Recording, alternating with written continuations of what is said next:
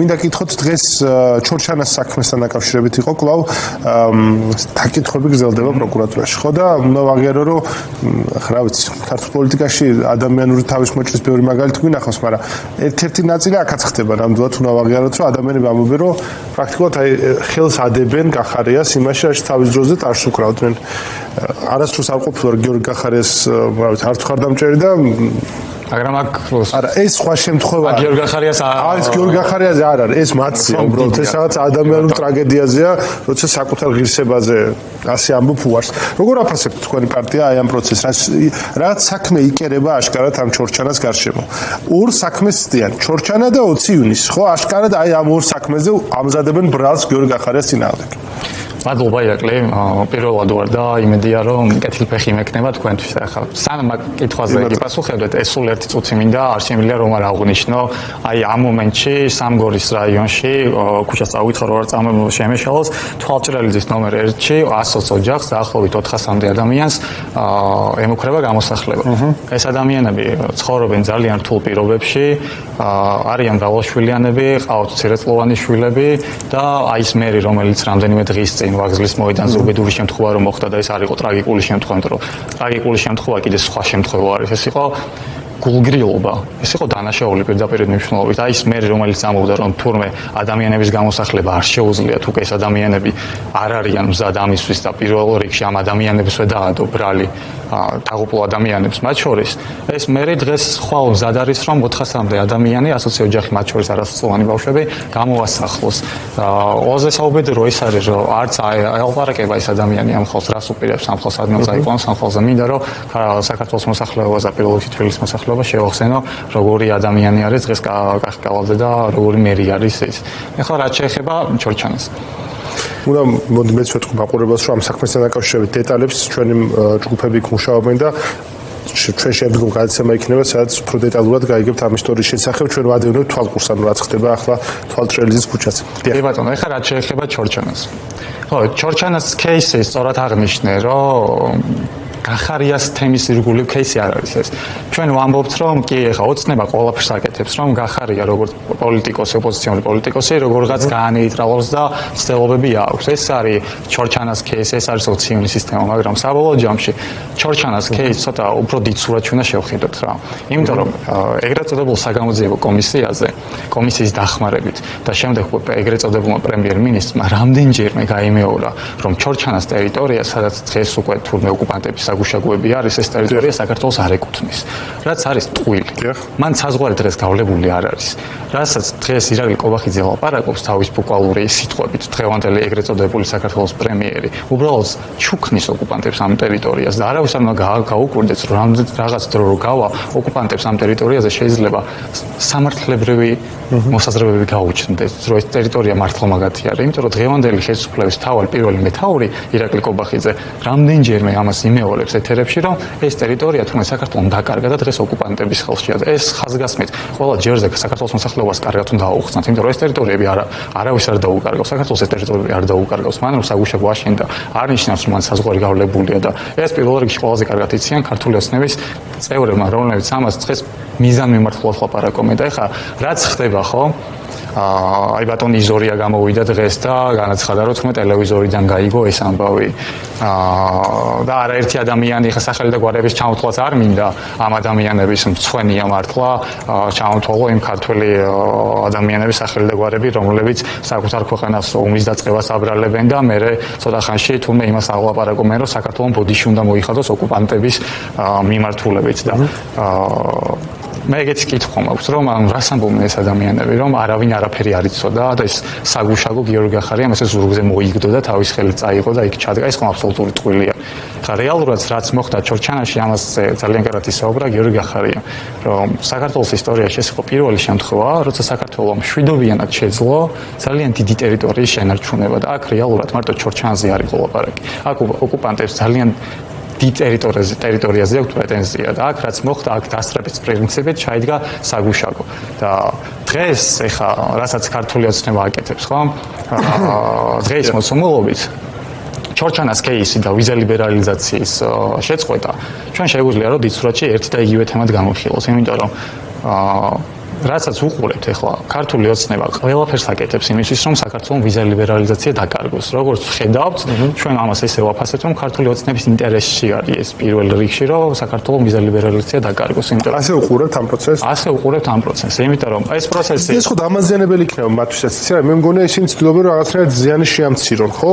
აი ფიქრობენ რომ ეს გარდაუვალია კი ანუ რაც ვიზა ლიბერალიზაციის შენარჩუნებისთვის არის საჭირო ის არ ეთმობათ, მაგრამ ამავდროულად რომ აქ რაღაც პრობლემა შეექმნებათ მათაც, ხო? მათ შორის საკუთარ ელექტორატს ამასაც გონი ხვდებიან.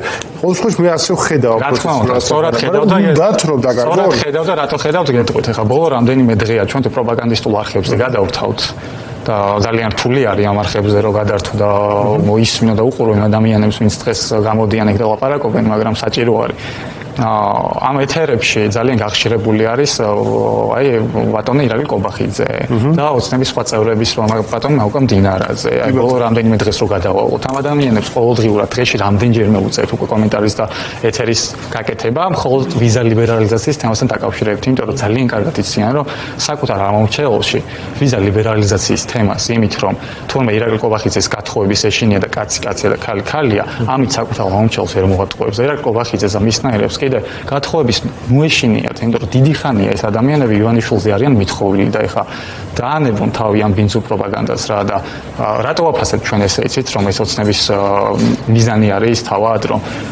სანქციებთან დაკავშირებით ჯერ ერთი როცა ვიზა ლიბერალიზაციაზე ვაპარაკობთ, ყველა ჯერზე ჩემი სურვილი და თხოვნა იქნება, რომ ყველა ჯერზე ხაზი გაისვას იმას, რომ ვიზა ლიბერალიზაციის სანქცია თავიდანვე დღის წესრიგში არ ყოფილა. ანუ ეს არ ყოფილა. ეს სანქციის დღის წესრიგი თვითონ ოცნებამ შემოიტანა და შემოიტანა რითი?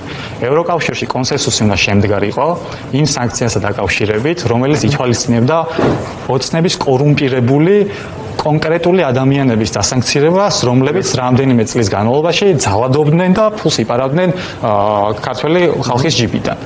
აი ეს კონსენსუსი ვერ შედგა. ეს კონსენსუსი ვერ შედგა, იმიტომ რომ ირაკლი კობახიძის პირადმა ძმაკაცებმა, ფიცომ და ურბანმა ამ კონსენსუსის შედგენას ხელი შეუშალეს. მხოლოდ ამის შემდეგ შემოდის ვიზა ლიბერალიზაციის შორის აი მე მქონდა ამასთან იდეა რომ თუ ასე მაშინ ხვამობენ რომ სანქციები ზოგადად ჯილდოთ აქვთ გამოცხადებული რომ თუ სანქციდებიან ჯილდო აქვს და მოუწოდნ თავიანთ მეგობარ ორბანს რომ აღარ შეუშალოს ხელი მათ სანქცირებას დასანქცირდნენ თვითონ და თქვა რომ ამით ვიზა ლიბერალიზაცია გადაარჩინეს. ხო მართლა გამოსავალია წესით ხო ჯდება მათ უფრო მეტსაც გეტყვით ახლა 2 დღის წინ 7 თუ 8 ევროკავშირის სახელმწიფოს მეთაური და საგარეო საქმეთა მინისტრის განცხადება ვნახეთ, რომლებიც ამბობდნენ რომ ჩვენ არ ვეთანხმებით რომ საქართველოს ქართული ხალხი დასანქცირდეს და ვიზა ლიბერალიზაცია შეეხოს ამ ადამიანებს. ამ ქვეყნებს შორის არ ყოფილა არც ფიცო და არც უნგრეთი, ანუ ესეც ხომ ბევრ რაღაცაზე მეტყველებს, ხომ? თუ ირაკლი კობახიძის და საქართველოს მეგობრები თუ არიან ეს ადამიანები, რომლებიც ირაკლი კობახიძეს ეფარებიან საბოლოო ჯამში,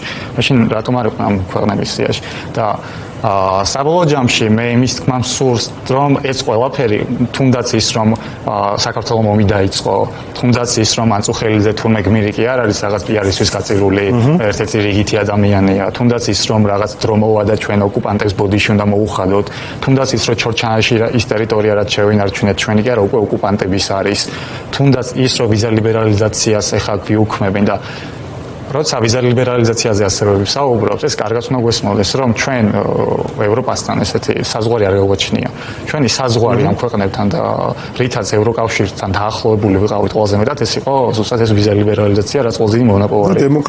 დემოკრატია. ჩვენი საზღვარი ეგ შეიძლება იყოს, რომ ჩვენც დემოკრატიული ქვეყანა ვართ, თქვენც დემოკრატიული ქვეყანა. ეხლა რაც ხდება, ყველაზე სამწუხარო რომ პირველ რიგში ქართული ოცნების ამომრჩეველმა უნდა გაიაზროს ეს კარგად, რომ მხოლოდ ვიზა ლიბერალიზაციის დაკარგვის საფრთხე არ დგას ეს. ვიზა ლიბერალიზაცია შეიძლება ოცნების პირობებში დიდი ალბათობით დაიკარგება, იმიტომ რომ მათი განცხადებებიდან თუ იმჯერებთ ირაკლი კობახიძე პირველივე წამიდან არც უცდია დისკუსია გაიხსნა და ეთქვა იმ დათქმებზე, რომ ამ დათქმებიდან აი 2 არ მომწონს და დანარჩენს შევასრულებ. ან მოდი ამ 2-ზე ვიკამათოთ. ესეთი დისკუსია არ გახსნილა საერთოდ. ირაკლი კობახიძე გამოვიდა და დაიწყო რომ მამა, დედა და ქართული ოცნების ამომრჩეველს კიდე მინდა ვთხოვო, რომ კარგად გაიაზროს, რომ ვიზა ლიბერალიზაციის შეჩერება აღარ არის დღეს მთავარი პრობლემა საქართველოში. მთავარი პრობლემა არის ის, რომ დამოუკიდებელი საქართველოს ისტორიაში ამ ქვეყანას რა როლის და ფუნქციას გაუწევდა რეგიონში. იმ ფუნქციას კარგავს და იმ ფუნქციას გვართმევს სომხეთი. რაც ძალიან სამწუხარო არის, იმიტომ რომ ძალიან ბევრ ადამიანს ამ ქვეყანაში უშრომია, ძალიან ბევრი სისხლი დაღვრილა, რომ ამ ქვეყანას, ამ პატარა ქვეყანას თავის დიდი როლი ქონოდა მინიმუმ იმ რეგიონში, რა რეგიონში დღეს ვართ. და ეს იზოლაცია, რაც დღეს ქართული ოცნების პირობებში საქართველოს ემუქრება. მალე ირაკლი ყობახიძეს იმის ახსნა კი არ მოუწევს ამორჩევლისთვის საქართველოს ევროპაში ან ევროკავშირის ქვეყნებს შორის რატო არის მათ ჩანჩაო. მალე იმის ახსნა მოუწევს სამწუხაროდ რეგიონში რატო გახდით ესეთი უფუნქციო და ამ პასუხისმგებლობას ამ ხრივ შორის ძალიან არასწორად არის გაგებული ამ მილის საქმე. ჩვენ არა ვართ გამტარი ქვეყანა, ჩვენ არა ვართ მილის ქვეყანა. კი ბატონო, ეს მილი რომელიც ნავთობი გადის, გაზი გადის და ავტობანი რომელზეც სტადიან მანქანები, კარგია, კი, მაგრამ ეს არ არის ის რაც ჩვენ რეალურ ფუნქციას შეგვიძლია თანამედროვე მსოფლიოში. ჩვენ ფუნქცია შეგვიძლია ჩვენი დემოკრატია და აქ ცხოვრობენ პროფესიონალი ადამიანები, რომლებიც აქ ქვია დოულათს.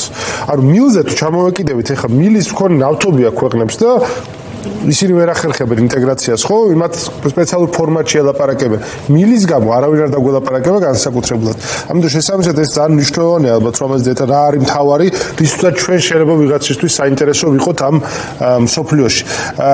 გიორგი, არჩევნებთან დაკავშირებით უნდა გითხოთ აუცილებლად, როგორ მიდის მზადება საარჩევნო პროცესისათვის თქვენთან პარტიაში? შიდა პარტიულად მათ შორის ხო სპეციფიკური არჩევნებია, თვითმმართველობის არჩევნები, თქვენ გიწევთ თან სპეციფიკურ გარემოებებში გასვლა არჩევნებს.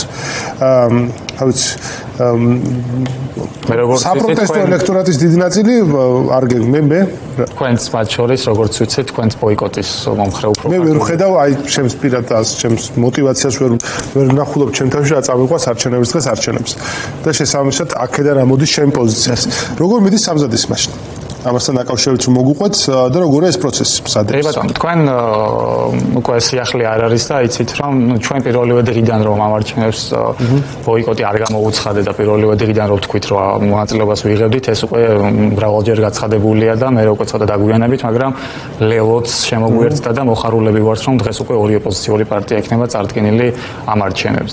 მე უკვე იყო მემორანდუმი, რაც მოიცავს თანამშრომლობას ერთი არჩევნების გამო, გარკვეული პრინციპებით და მემორანდუმის მთავარი არსი არის ის, რომ ეს ორი ოპოზიციური პარტია ამ არჩევნებზე, რადგანაც არაორდინალური არჩევნებია და ამაში ყოველთან ხვდებით, ერთმანეთის კონკურენტები არ იქნება. რას ნიშნავს ერთმანეთის კონკურენტები არ იქნება? ჩვენი მთავარი მისია და მიზანი არის, რომ ამ არჩევნებზე თბილისშიც და სხვა რეგიონებშიც ყველგან ვიპოვოთ ისეთი ნეიტრალური კანდიდატები, რომლებსაც გამარჯვების ყველაზე მეტი შანსი იქნება. არ ნეიტრალურობის აი რას გულისხმობთ თქვენ ნეიტრალურს? და თუ ესეთი ნეიტრალურ კანდიდატს ვერ ვიპოვოთ, მაშინ ერთმანეთის კანდიდატებს კონკურენცია არ გაუწიოთ. ნეიტრალური კანდიდატი ნიშნავს იმას, რომ არ იქნება არც ლეღოს წარმომადგენელი და არც ჩვენი წარმომადგენელი, იქნება ნეიტრალური ადამიანი. აი თქვათ ანუ კარგია თქვენი აზრით ასეთი ადამიანებით დაკომპლექტება ამ სიების ახლა აი ხომ არ ჯობია რომ პარტიულად შიგნით მოძებნოთ ეს ხალხი და თუ ესეთი არჩევნებია რომ შიდა პარტიული სტრუქტურებიც უნდა გააძლიეროთ მათ შორის ხომ არ გიფიქრეთ რომ უფრო სწორი იქნებოდა რომ საკუთარი კადრები დაწვირთოთ ამ ამიტომ ჩვენ ორივე ვერსიაზე ვმუშაობთ არ არის რომ მარტო ნეიტრალურ კანდიდატები იქნება როგორც ნეიტრალურ კანდიდატები ასე იქნება პარტიის წარმომადგენლები სადაც პარტიის წარმომადგენლები იქნებიან იქ ერთმანეთში კონკურენციას არ შეძლო თუ მაგალითად რაღაც კონკრეტულ ადგილას ჩვენი წარმომადგენელი იქნება იქ ლევო კონკურენციაში გუშინ არაბუჩუკურს ვესაუბრებოდი და ახლა უნდა გავიმეორო მაინც ეს კითხულობთ რომ მნიშვნელოვანია თბილისის მერობის კანდიდატთან დაკავშირებით დისკუსია რომ აგვიწეროთ როგორია როგორც შიდა პარტიული ისე ინტერპარტიული თქვენსა და ლელოს შორის. კი, ბევრი ადამიანის მიმოხილვა მიმდინარეობს ამ ეტაპზე და ჩვენ ახლა ამ მომენტში რისი თქმა შეგვიძლია ჯერჯერობით დრო გვაქვს საბედნიეროდ ჯერ კიდე მაქსიმალურად ისეთ კანდიდატს ავარჩევთ, რომელსაც მაქსიმალურად ყველაზე დიდი შანსი ექნება გამარჯვების და ამ ეტაპზე მე არც მოლოდინებს შევუქმნით. გამარჯვების შანსია საუბარი. გააჩნია ვინ რაც ეძახის გამარჯვებას. ну გამარჯობა რა. შეიძლება ასე ვთქვათ. კი ბატონო, ჩვენ რა თქმა უნდა გამარჯვებისთვის გავდივართ და იცით რა არის რეალურად გულწრფელად ეხა ბევრს კითხვა არის ძალიან მისაღები რომ ვინც ბოიკოტის მომხრე არის რომ აი რატო არჩევნები და მისაღები არის და ჩვენ არა ვართ ის პარტია და ის ადამიანები რომ განსხვავებული აზრის გამო ეხა სხვა ადამიანების ბულინგი დაიწყო და ასე შემდეგ მაგრამ ეხა ჩვენი უფლება არის რომ ჩვენს დავსვათ იგივე კითხვა რომ ჩვენ პირველივე დღიდან განვაცხადეთ რომ აი თუ ბოიკოტი მაშინ რა არის გეგმა და ნუ არც ეს არ გვინახავს ეს ამაზე რეალურად პასუხი გვესმის რომ ბრძოლა ბოლომდე პროტესტი რა თქმა უნდა ბოლომდე ვიბრძოლებთ და პროტესტის ბოლომდე ვიქნებით ერთმანეთს არ გამორიცხავს.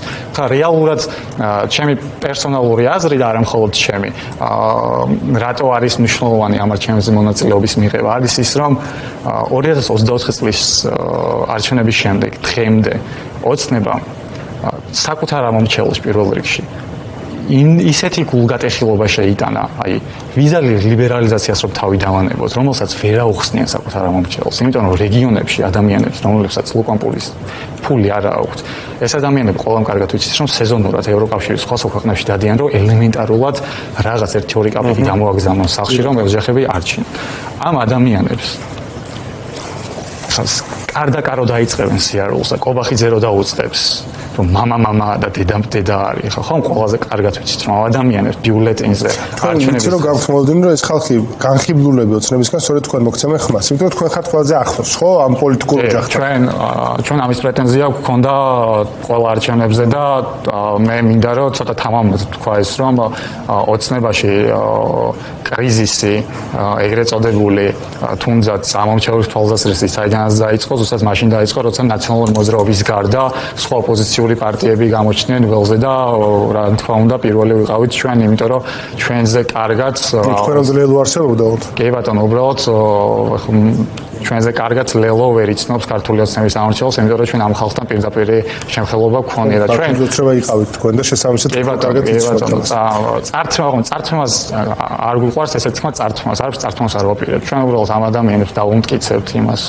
რომ ერთი წლის განმავლობაში რამდენჯერ მოვატყუა ქართულმა ოცნებამ და როგორ მოვატყუა დარწმუნებულა რომ ხო კარგი გასაი როცა ლაპარაკობ რითი შეიძლება ეს შედეგები გაიზომოს აი ჩვენ ყველაზე გაზომვადი ნაწილი არის ის რასაც თქვენი პარტიის წარმომადგენლები და ამიტომ თქვენც თქვით აი ნახოთ ამ შემთხვევაში როგორი არის ეს პროევროპული ქართული ოცნების სამორჩეულის განწყობები და შეიცვალა თუ არა ეს განწყობები 2024 წლის არჩევნების შემდგომ თქვენც იქნებით კანდიდატი ნახოთ სადაც საჭირო იქნება იქ ვიქნები იმიტომ რომ ესეთი მოცემულობა აქვს და ოღონდ ის არ თქვათ რომ რიგი ჯარისკაცი ვიქნებიათ ეგ მაშინებს ხოლმე ყველაზე მეტად და დამერწმუნებით არ განახსენეთ რომ ქართული ოცნების სამორჩეულის რიგებში ძალიან ბევრი პროდასავლელი ამორჩეველი არის ჯერ კიდევ და 2024 წლის არჩევნებზე ძალიან ბევრი იყო დაახლოებით შეიძლება 10-15% ან შეიძლება ცოტა მეტიც იყოს და ეს რიცხვები აი ამის გასაზომად კი შეიძლება ნამდვილად გამოდგეს ეს არჩევნები კი ბატონო ამიტომ გელოდებით ამის გასაზომად არჩევნებზე თქვენს მათ შორის მე არ გამოგადგებით მაგის გასაზომად მე არასწორყოფილა ქართული ოცნების სამორჩეველი ამიტომ გასაგებია მაგის გაზომაში მე ვერ მივიღე გასაგებია მაგრამ ეს არჩევნები არის ის არჩევნები რომელიც თითოეული ადამიანი უნდა მივიდეს და თითოეულმა ადამიანმა ოცნების წინააღმდეგ უნდა მისცეს ხმა გასაგებია შეიძლება რაც ოპოზიციური კონკრეტული პარტიის მომწონებული ადამიანი არ იყოს მაგრამ კიდევ ერთხელ გავიმეორებ რომ არაორდინალური არჩევნებია და მე დარწმუნებული ვარ ნაციონალური მოძრაობის ამომრჩეველიც დიდი ნაწილი არჩევნებზე მივა ნახოთ გიორგი ჭანტურია იყო ჩვენთან ერთად პარტია გახარია საქართველოსთვის პოლიტსაბჭოს წევრი გიორგი დაგემშვიდობებით ძალიან დიდი